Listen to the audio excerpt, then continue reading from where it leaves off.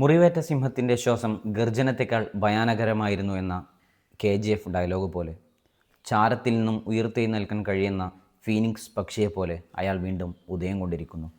മികച്ച 2 ഗോളുകളുമായി Neymar junior Santos FC യെ മുന്നിലെത്തിച്ചിരിക്കുന്നു. കഴിഞ്ഞ ദിവസം Santos FC Vasco da Gama മത്സരത്തിൽ 2 ഗോളുകളാണ് നെയ്മർ നേടിയത്. രണ്ടും വളരെ മനോഹരമായ ഗോളുകൾ. സ്വന്തം ടീമിനു വേണ്ടി അവസാന നിമിഷം വരെ പോരാടുന്ന ഒരു പോരാളിയായിട്ടാണ് ഞാൻ നെയ്മറെ കാണുന്നത്. ലോകകപ്പിലേക്ക് എത്താനുള്ള അദ്ദേഹത്തിൻ്റെ കഠിനമായ പരിശ്രമങ്ങൾക്ക് ഒരു മുതൽക്കൂട്ടായിരിക്കും ഈ കഴിഞ്ഞ വിജയവും അദ്ദേഹത്തിൻ്റെ പെർഫോമൻസും. അങ്ങനെ തന്നെ സംഭവിക്കട്ടെ.